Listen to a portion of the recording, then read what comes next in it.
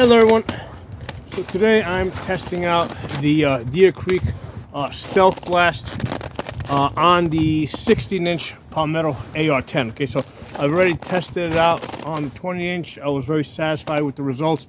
I'm considering getting another one for this 16-inch. So what I did, I took it off the 20-inch, put it on here, wanted to do a bunch of shooting with it.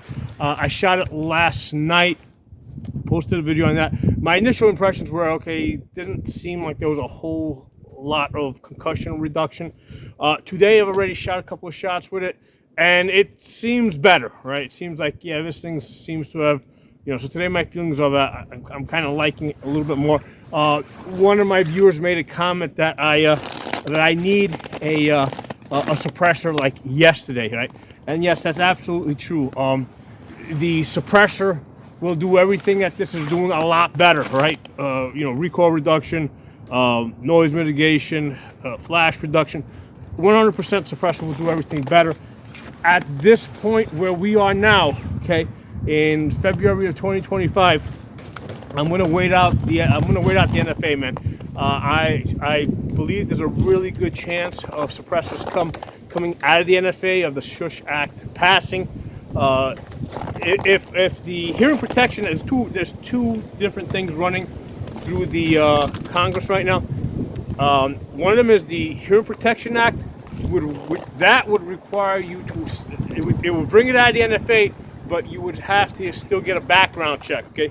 If the SUSH Act passes, then it becomes an accessory, so that you can order it and buy it online the same way you would this shielded muzzle brake. Okay, so we put it in the same category as a muzzle brake, as any other muzzle device.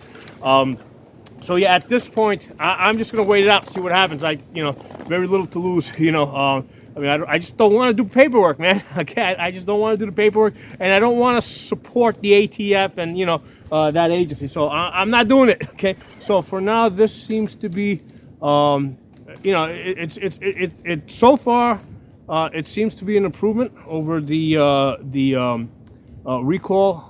And noise that I was getting before. I'm going to fire a few more shots. I have a target out at 200 yards. Putting this on here did change my point of impact.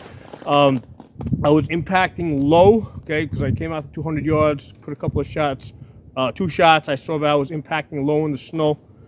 We went up to 100 yards. Basically, I figured out that I was impacting about a half mil low, so I adjusted the zero a half mil up, and we're gonna see what we get now. Okay, so there's already there's two marked holes on the paper, so let's see how we do.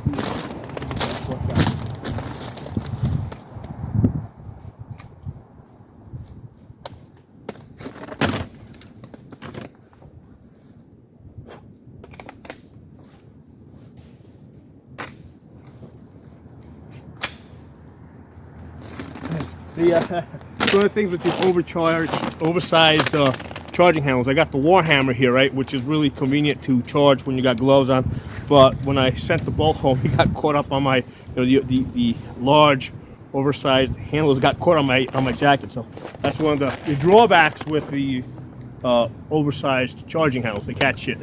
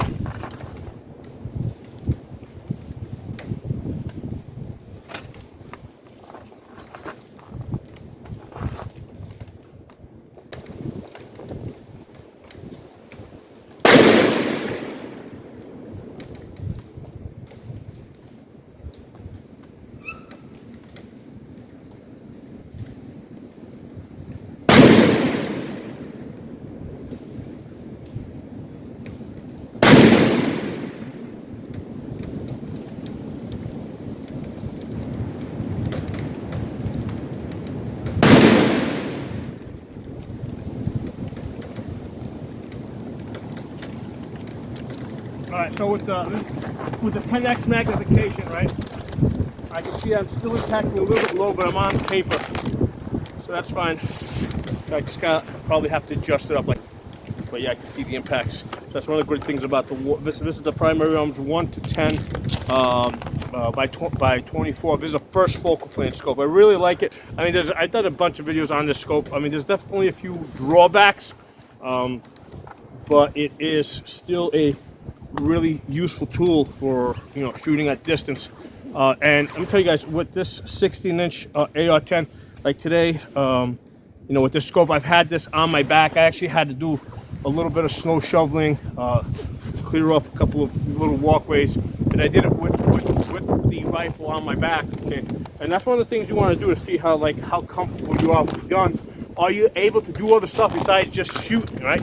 You know, are you able to work, carry stuff? So I did a little bit of shoveling with it. I mean, yeah, it's not as, you know, as comfortable as an AR-15, right? With a red dot, it's not that light. But the 16-inch AR-10 with this LPVO, it's manageable. Okay, it's manageable. Now, compared to my 20-inch, right, with my 5-25 scope, yeah, this is a great tool, right? This one over here to have in the toolbox. Okay, this is really a good tool because, you know, I get the benefit of actually having an AR-10, a 1,000-yard gun, in a more compact package. Okay, let's go down and take a look at what this. Let's go get that target. See what we got. Okay, so I took 4 hits. I only got 3 on the paper. I guess the 4th one must have dropped down there somewhere. I don't see any fresh hits anywhere in the box. I don't think. Just trying to think, is there a second? Nah, isn't it going? That's not 2 holes. So yeah, it must have dropped someplace down here. So the 3 out of the 4 was 4 inches at 200 yards. So yeah, what I'm gonna do is it's still impacting a little bit low. So before I had a perfect, you know, like 200 yards zero with this. What happens is when you change the muzzle device, it changes the harmonics of the barrel.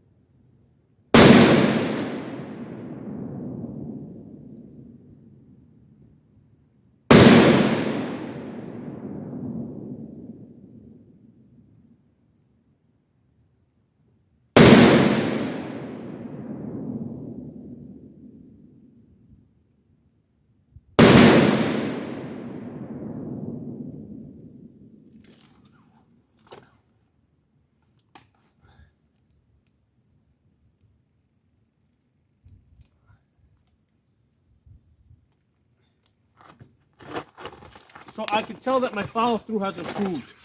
I mean, I still get thrown out of the scope a little bit, right? Because I can't take shots and just not move, you know, for the chevron not to move off target. So it does move me off target. However, it definitely throws me less than when I was using the A2 flash hider. So after it throws me off target, I'm able to get back on it. It's not going to make a difference here at 200 yards. It's going to make a difference when I'm trying to shoot like 800 to 1,000 yards, because there I'm trying to spot the impacts, okay, so I can make corrections. So being able to like take my shot and like just not get completely thrown off the target, or because like at 800 to 1,000 yards, the bullet's like traveling like almost 2 seconds.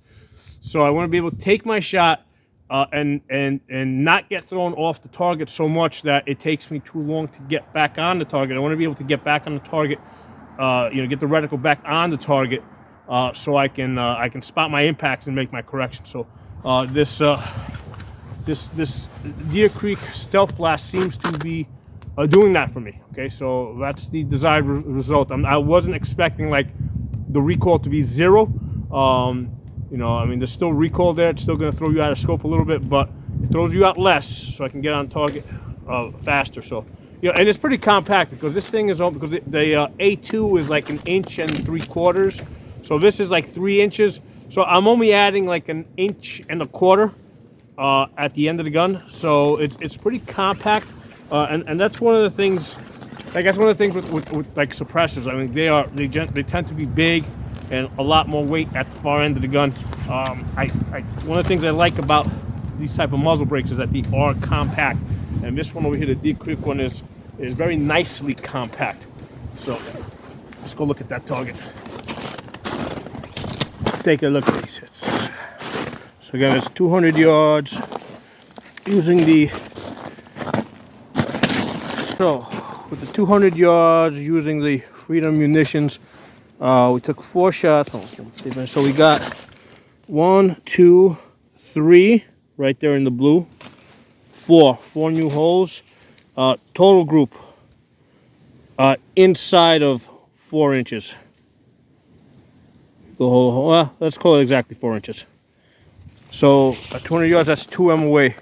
Again, this is shooting off a bipod, no bag in the back, with my elbows on an icy table that was kind of slipping. So let me tell you, the Palmetto AR-10, man, it's a damn good deal, man. It was $600 for and then the Freedom munitions, 150 grain, it's like $18 or $17.50 for a box of 20 rounds. So this point of impact is also perfect. Pretty good, like 2M away, winter conditions, off a bipod, with budget gun, budget ammunition.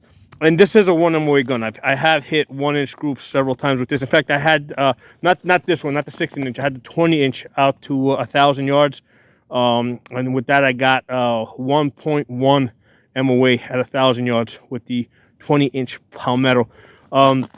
The issue that I had with the 16-inch with the 1-to-10 scope is I just wasn't spotting my impacts.